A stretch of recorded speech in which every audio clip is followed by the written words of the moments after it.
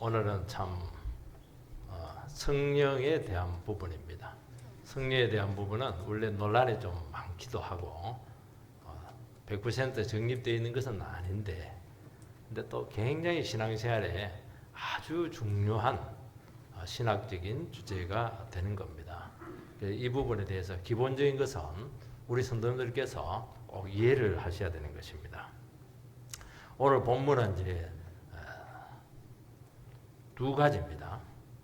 하나는 뭐냐니까 빌립 집사의 전도로 사마리아 지역에 큰 부흥이 나타나게 되었고 그 성 전체 사람들이 예수 믿고 세례를 받습니다. 그러니까 이 소문이 본국인 본교회 예루살렘 교회까지 귀에 들어가게 돼서 깜짝 놀라게 되었습니다. 어떻게 사마리아 사람들이 예수를 하나님을 믿을 수가 있는가? 그래서 대표죠. 사도 중에서도 대표자 베드로와 요한을 급파를 합니다. 그래서 이 회심이 정말 진짜인가 하는 것을 확인을 합니다. 가서 보니까 사도들이 보니까 신앙이 좀 있긴 있는 건데 보니까 성령을 안 받았어요. 그래서 안수를 해서 성령을 받게 합니다. 진짜죠. 그러니까 사마리아 전체에 있을 수 없는 일이 사실은 일어나 있는 700년, 800년 만에 그 사마리아 지역에 어마어마한 부흥이 사실은 찾아왔죠. 이제 그 복음이 그 지역에 오기 전에 그 사마리아 지역을 영적으로 지배하고 있는 사람이 누구냐면은 마술사 시몬이었습니다. 매직이죠, 매직. 이 사람이 회심을 했어요. 그 세례를 받았습니다. 그리고 사도들은 열심히 쫓아다닙니다. 무당 열심히 한 사람들 예수 믿으면 굉장히 열심히 뛰어나요. 이거는 뭐 엄청난 뉴스입니다. 사도들이 이제 안수하고 성령을 오게 하니까 능력하는 사람들은 알거든요. 자기보다 훨씬 센 겁니다. 그래서 돈으로 성령을 사려고 합니다. 여기서 이제 거짓 회심이 드러나게 된 것입니다. 지금 사마리아 지역이 불바다가 되었습니다. 뭐 엄청난 부흥이 일어나게 됐는데 만약에 마술사 시몬의 이런 돈 주고 성령을 샀다. 그럼 그 자리에서 바로 부흥이 꺼지는 겁니다. 이렇게 무서운, 영적인 세계는 이렇게 무서운 겁니다. 우리가 베드로와 요한의 그 시몬에 대한 책망을 보면 이렇게까지 책망을 할 필요가 있을까? 왜 이렇게 저주를 할까? 야, 너무 잔인하다. 아니 뭐 그 말 한마디 잘못했다고 해서 그럼 뭐가 큰 문제로 그렇게 한 거예요? 엄청나게 책망을 하고 저주를 하고 너 회개 안 하면 너 지옥 간다고 대놓고 이야기를 하고 끝까지 해결을 하는 것 같아요. 이 사람이. 그래서 부흥을 지켜냅니다. 부흥을 지켜내는 게 쉽지가 않아요. 막 부흥되는데 누가 한 사람 죄를 딱 짓잖아요. 음란한 죄를 딱 짓잖아요. 그럼 바로 팍 꺼져버려요. 신기하죠. 성가대 하나 날아가는 건 간단해요. 네. 첫 번째는 이 사마리아 성에 성령이 임하게 되었습니다. 14절에서 17절 말씀을 읽어보면 예루살렘에 있는 사도들이 사마리아도 하나님의 말씀을 받았다 함을 듣고 베드로와 요한을 보내매 그들이 내려가서 그들을 위하여 성령 받기를 기도하니 이는 아직 한 사람도 성령 내리신 일이 없고 오직 주 예수의 이름으로 세례만 받을 뿐이더라. 이에 두 사도가 그들에게 안수하며 성령을 받는지라. 굉장히 논란이 되는 구절입니다. 우리는 그까지 가면 골치가 아파요. 기본적인 것만 이해를 하셔도 될 것입니다. 사마리아도 하나님의 말씀을 받았다 함을 듣고, 그러니까 예루살렘 교회에서 사도들의 입장에 봤을 때는 사마리아에 하나님의 말씀이 가지 않을 것이다 생각을 한 겁니다. 왜 거기까지 갔냐 그 얘기하는 거예요. 그러니까 사마리아 지역은 하나님께서 버릴 것이다 그렇게 생각을 한 겁니다. 우리도 믿음 생활을 하면서 저 사람은 하나님이 버리셨을 거야. 근데 신기한 것은 하나님은 그 사람에게 관심이 너무 많다는 겁니다. 아마 여러분 각자도 그런 생각을 했을 겁니다. 다른 사람은 하나님께서 사랑하고 관심을 가질지 모르겠지만은 하나님은 나를 버리셨을 거야. 봐, 내 형편이 이렇게 힘들잖아. 근데 하나님께서 바로 그런 생각을 하고 있는 나를 찾아오셔서 말씀을 허락하시고 구원을 주셨다는 것입니다. 하나님께서는 누구에게 찾아갔냐니까 사마리아도 말씀을 받았느냐? 받다마다요. 그러니까 예루살렘에 있는 그 사도들 입장에 봤을 때는 깜짝 놀라리. 뭐 깜짝이야. 어떻게 이런 일이 생길 수가 있을까? 그러니까 조사단을 파견하지 않았겠습니까? 그들이 예수를 주로 고백하고 가보니까 세례만 받았습니다. 그래서 아직 성령 받은 일이 없어서 안수를 해서 성령을 받게 합니다. 이게 이제 굉장히 어려운 문제입니다. 우리 장로교죠. 개혁주의 계통에서는 예수를 믿고 세례를 받을 때 성령 세례가 같이 임한다. 그렇게 가르치고 그렇게 신학을 전개합니다. 물세례 할 때 성령 세례도 같이 일어난다. 그렇게 생각합니다. 그러니까 회개와 예수를 주로 고백하는 이것은 성령께서 하시는 구원사역 핵심이라고 그렇게 보는 것이죠. 우리가 예수를 믿고 다시 태어난다, 거듭나게 되면은 성령님께서 우리 안에 내주를 하십니다. 그런데 이 성령 세례를 받을 때 체험이 있을 수도 있고 없을 수도 있다. 중요한 것은 뭐냐? 예수 믿는 것이 기적 중에 최고의 기적이다. 그렇게 말씀하고 있는 것입니다. 그런데 또 한쪽에서는 순복음 신학 같은 경우에는 이 본문이 굉장히 중요해요. 순복음에서는 이 본문에 근거해서 먼저 물세례를 받고 그리고 제2차로 안수를 해서 성령을 받게 해야 된다. 그렇게 가르칩니다. 그래서 이것을 제2의 축복이다. 세컨드 블레싱 이렇게 가르치는 것입니다. 예수만 믿어서는 안 되고 예수만 믿고 있으니 보니까 너무 신앙이 비실비실하고 힘도 없는 겁니다. 그래서 다시 2차로 성령 세례를 받아야 된다. 물 세례와 성령 세례가 격차가 있다. 그렇게 가르치는 것입니다. 그래서 성령 세례를 받은 증표가 방언입니다. 다른 것도 있는데 기적도 있는데 방언이 대표적인 것입니다.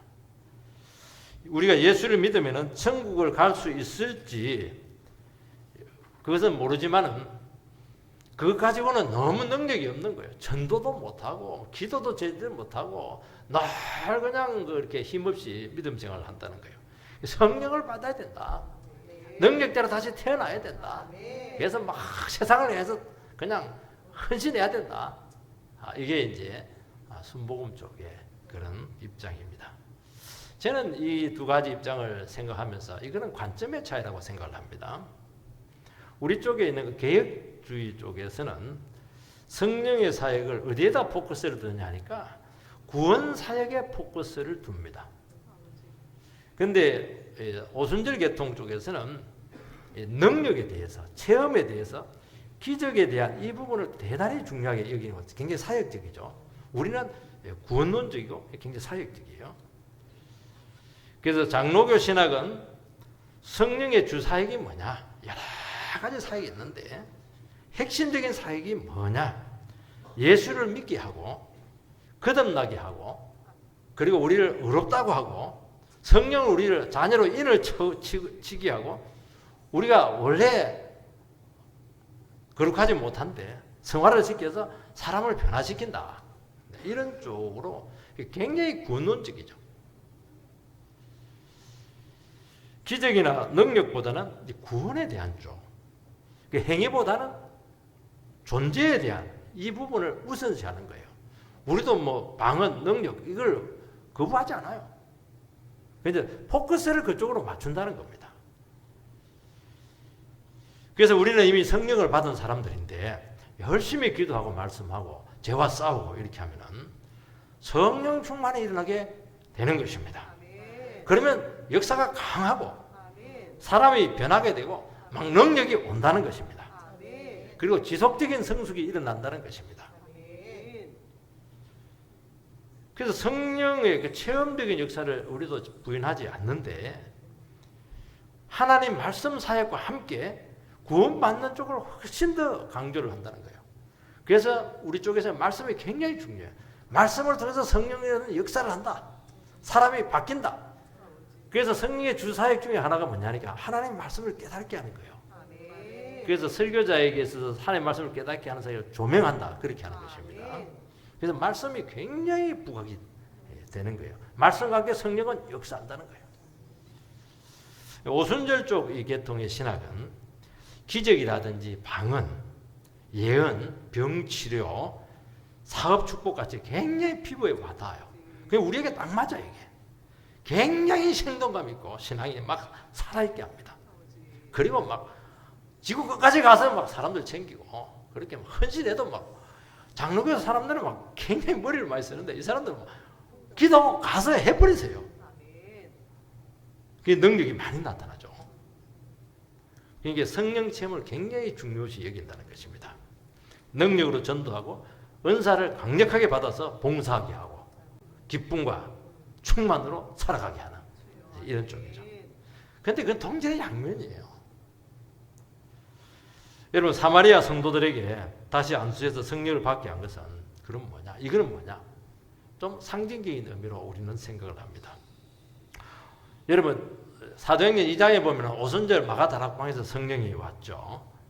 그 120명에게 성령이 이제 약속하신 성령이 임하게 되는데 똑같은 거예요. 이것도 쉽게 얘기하면 그 사도들이라든지 120명의 그 성도들은 이미 예수를 믿은 사람들이에요. 그 성령께서 공개적으로 일어나게 되었다는 것입니다. 이제는 성령의 시대가 되었다는 거예요.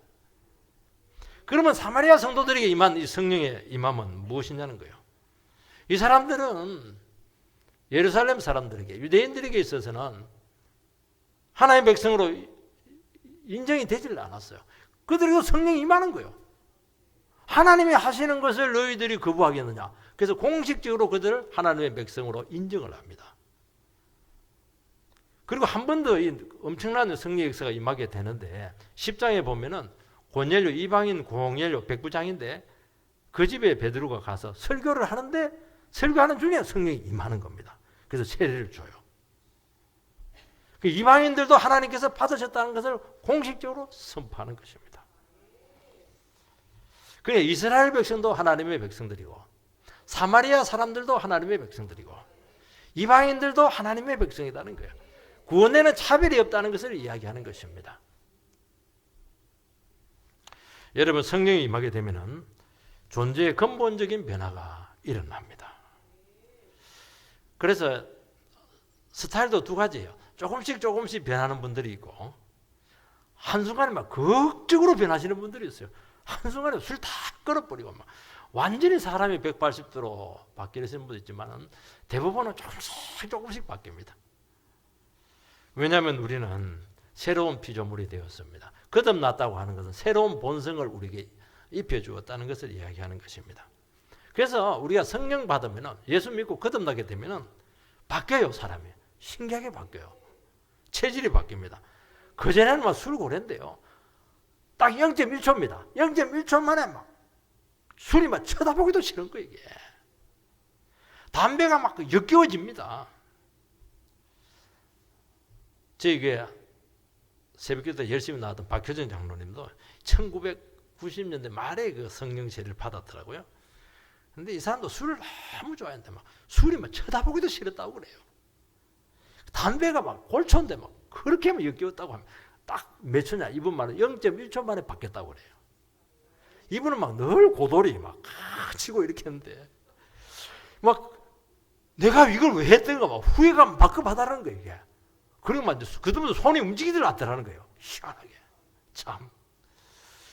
내가 지난 그 제된 시절이 그렇게 무의미하고 재미가 없었고 내가 왜 그렇게 살았던가 막 그렇게 후회가 되고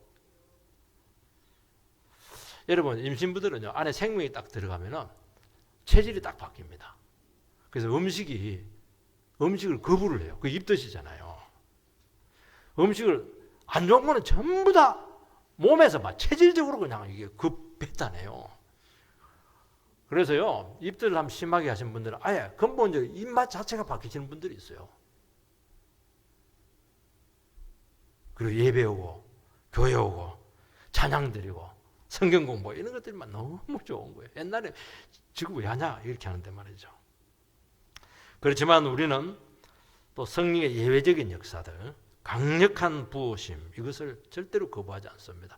이것이 뭐 오순절 때, 사마리아 때, 그 다음에 고넬료 집에 세 번만 나타나냐, 반복하느냐, 반복하지 않느냐, 이거 가지고 신학적으로 굉장히 대립을 하는데 저는 그렇게 그 대립에 들어갈 필요는 없다고 봐요. 성령께서 하시면 하는 거예요. 우리나라 1907년도 평양 대부흥 역사가 이 성령의 부으심의 역사거든요. 이것은 굉장한 축복이에요. 블레싱이잖아요. 블레싱, 축복이에요, 축복. 이 체험이라고 하는 것은 구원에는 관계는 없지만은 이 능력하고 확신에는 확실히 달라요. 받은 사람하고 완전히 달라요. 특별 메뉴잖아요. 특별 메뉴 이것은. 일반적인 것은 아니에요. 특별한 역사예요, 이거는. 그래서 우리는 기도할 때 기도하시기 바랍니다.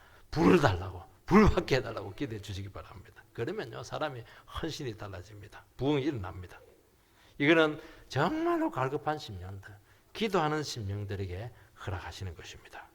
그러면 한순간에 인생이 풀리게 돼요. 주님께서는 뭐라고 했냐니까 밤낮 부르짖는 백성들에게 최고로 좋은 것을 주시는데 최고로 좋은 걸 돈입니까? 돈이 아니에요. 성령을 주시지 않겠는가 그렇게 하는 거예요. 하나님께 성령을 주시는 것은 최고로 좋은 건데 이것만 가지면 프리패스라 다 통한다는 거예요. 병도 이기고 인생의 가난도 이기고 모든 인생의 질고들 집안의 문제들 전부 다 이긴다는 거예요. 올 한 해는 성령을 강구하시기를 축복드립니다. 두 번째는 이 거짓 대심이 일어나게 되었습니다. 부흥이 일어나게 되면은 무리들이 집단적으로 교회를 이렇게 찾아옵니다. 근데 마귀가 그것을 가만히 두지를 않아요. 그래서 거짓 대심자들이 또 많이 일어나게 되면서 부흥을 끄려고 한다는 것입니다. 미국의 이제 대각성 운동을 선봉자가 누구냐 하니까 조나단 에드워드 목사님이십니다. 그때 막 미국에 어마어마한 부흥의 역사가 나타나요. 그리고 독립이 이제 이루어지게 되고 그렇게 하는 것입니다.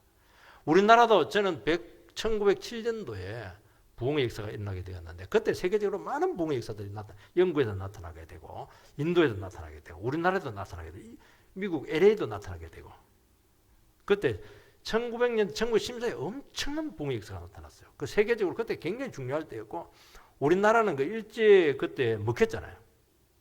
부흥을 한번 딱 준 거예요. 하나님께서 그래서 이 나라를 지켜주는 것입니다.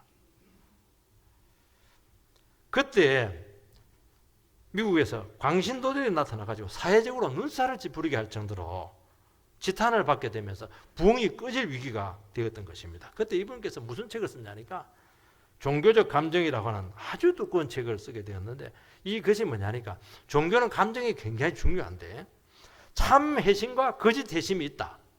똑같이 불받아도 똑같은 게 아니라는 거예요. 그것을 분별하는 방법을 이 두꺼운 책으로 기록을 한 것입니다. 우리가 읽으면 이해도 안 돼요. 왜 이해가 안 되냐고. 우리는 그런 부흥의 역사가 안 나타났기 때문에 이해가 안 되는 거예요. 모르니까 체험을 안 했으니까 모르는 거예요. 이게. 지금 마술사 시몬의 이 문제는 이 부흥을 끌 수 있는 아주 중요한 사건이었고 마술사 시몬은 거짓 회심자였다는 것을 알 수가 있습니다.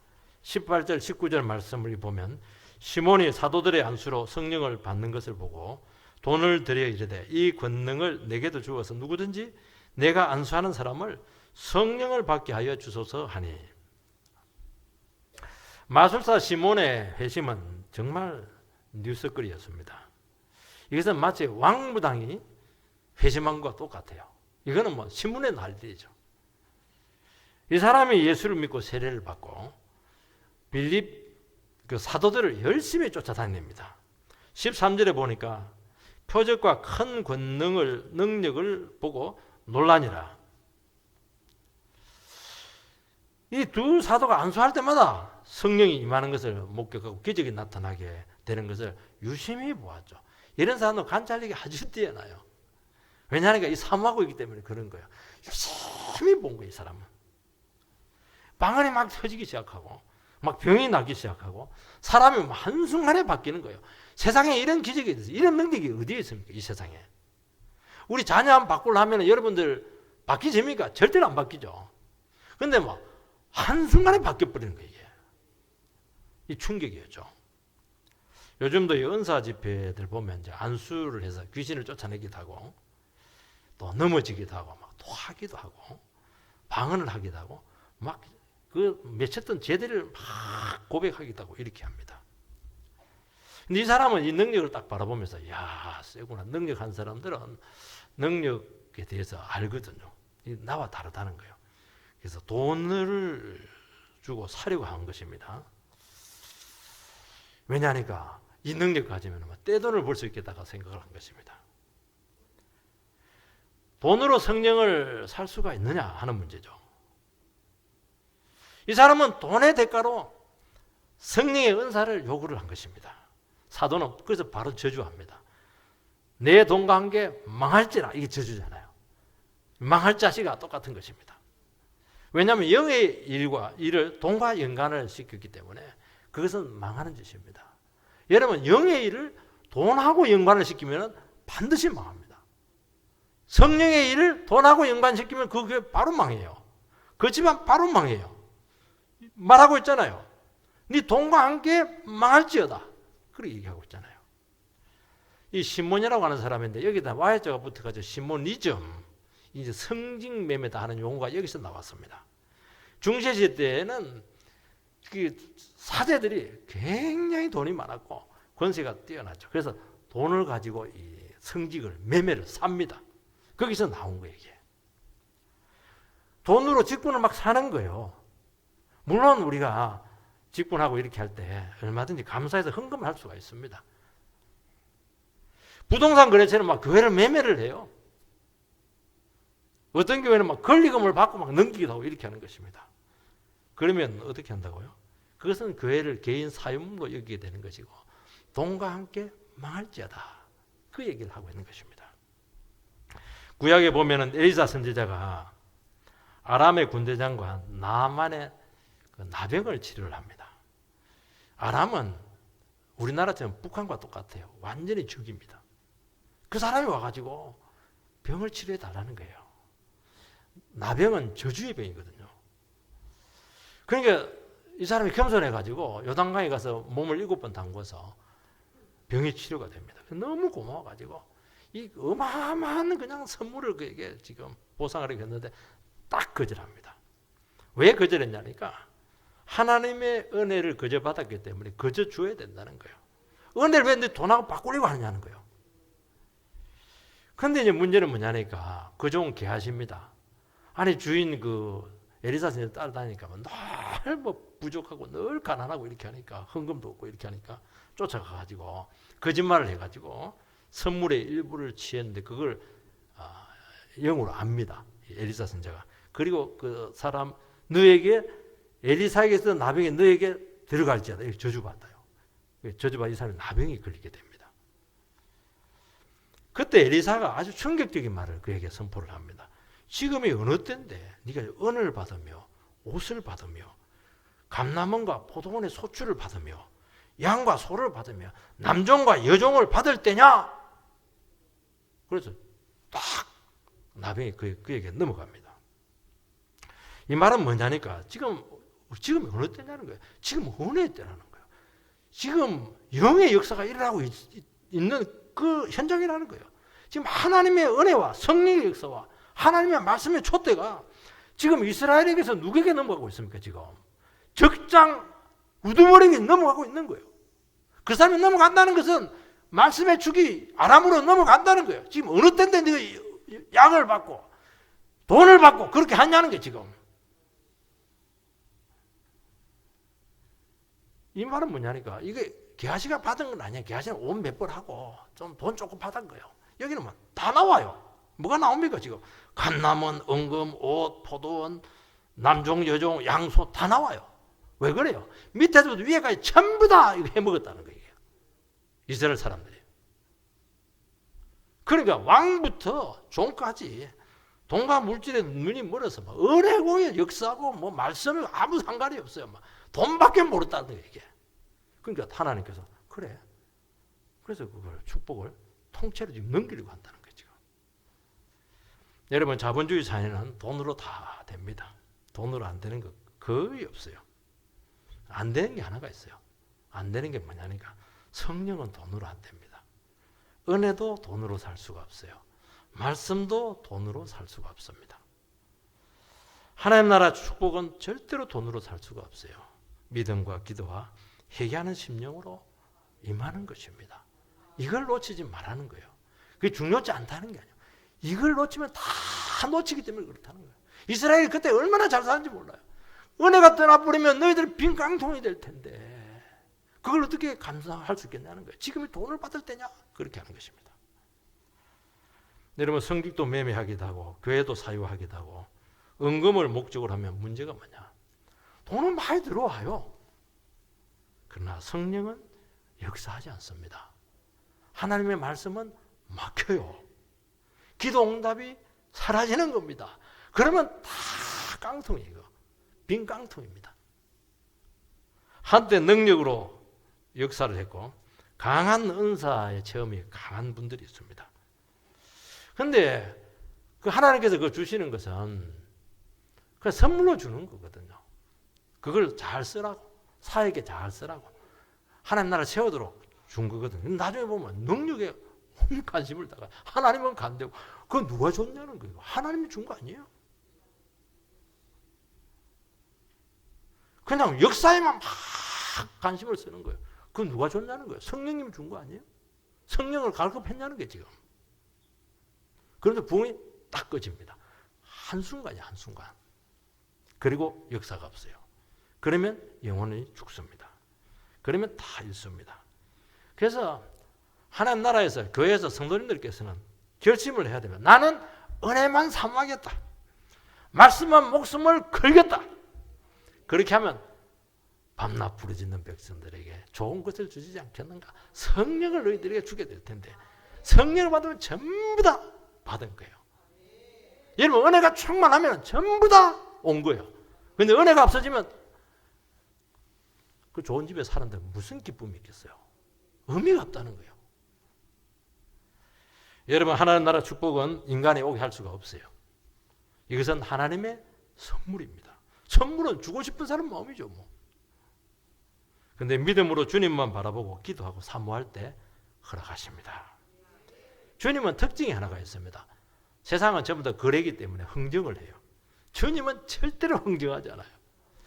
2%의 이런 불순한 동기가 있으면 없어요.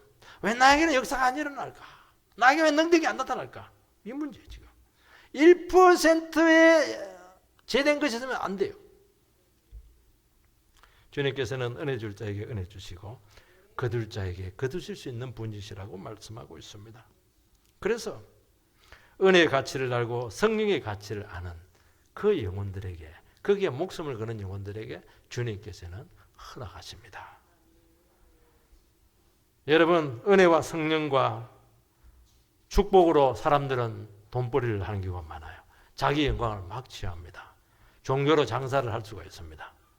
여러분, 본심은 절대로 속일 수가 없어요. 그렇게 시몬이 그냥 감동하고 세례받고 뉴스에 나오고 그리고 막 그냥 열심으로 헌신하고 아닙니다. 딱 때가 되니까요. 완전히 거듭나지 않으면 반드시 본심이 나타나요. 속일 수가 없어요. 영의 세계는 속일 수가 없어요. 여러분, 한때 능력자였습니다. 기적의 산 증인이었어요. 누구보다 열심히 했습니다. 지나가 보니까 본색이 다 드러나는데 결론이 뭡니까? 돈이었어요.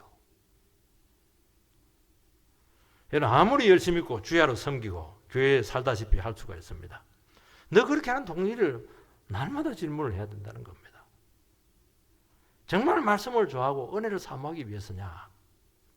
하나님을 위해서냐? 너를 위해서냐? 내가 그렇게 능력자를 쫓아다니고 막 온 기도원 자체를 가는 건데 부정하지 않아요. 너무 좋은 것 같아요. 그렇게 하는 이유가 뭐냐는 거예요, 지금. 너 그렇게 설교를 잘하려고 하고 사람들 막 끌어모아서 큰 교회 만들어서 뭐 목회 성공했다고 막 칭찬받고 싶냐? 이런 부분들이 굉장히 중요한 질문으로 우리에게 다가오고 있는 것입니다.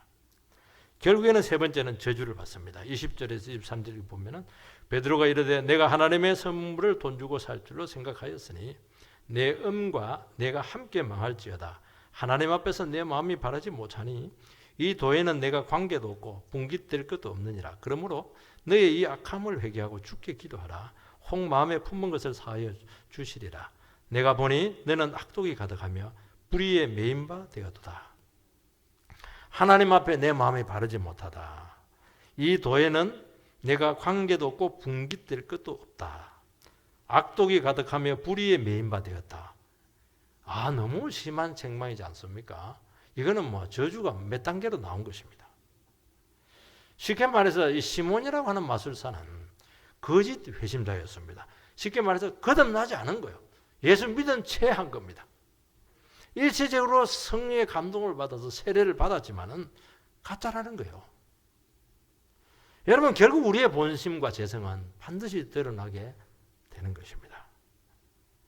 여러분, 거룩한 것으로 이익을 챙기거나 돈벌이를 하려고 하는 이것 자체가 죄 중에서는 제일 악한 죄라고 지금 정지하고 있는 것입니다. 여러분, 죄도 똑같지가 않아요. 사람에게 사기치는 거하고 하나님께 사기치는 거하고는 재질이 다르다는 거예요. 성물에 손을 대는 것과 사람 물건에 손을 대는 것은 죄과가 다르다는 거예요. 기독교는 마음의 문제를 다루고 중심을 살핀다는 것입니다. 네가 보니까, 네 중심을 보니까 하나님 앞에서 바르지 못하다는 거예요. 여러분, 하나님 앞에서 내 마음이 바르냐는 거예요. 하나님 앞에서 정직하냐는 게 지금. 근데 지금 하나님의 것으로 지금 도둑질 하려고 하는 거 아니냐는 거예요. 네 준 거 전부 다 내가 준 건데. 근데 이거 가로챈 거 아니냐는 게 지금. 하나님께서 거저 주신 것을 가로채려고 하는 이 속셈을 알고 있고, 그러면 어떻게 되느냐? 제일 중요한 이 성령을 거두어 가신다는 것입니다. 주님께서는 이 도에는 내가 관계도 없고 분깃될 것도 없느니라. 지금 시몬은 물질의 마음에 완전히 사로잡혔습니다. 그래서 너는 하나님의 신령한 세계에 참여할 수가 없다. 그렇게 하는 것입니다. 여러분, 우리가 하나님 무력에 사로잡히게 되고 세상 우상에 사로잡히게 되면 특징이 하나가 있는데 영적인 가치를 모르는 겁니다.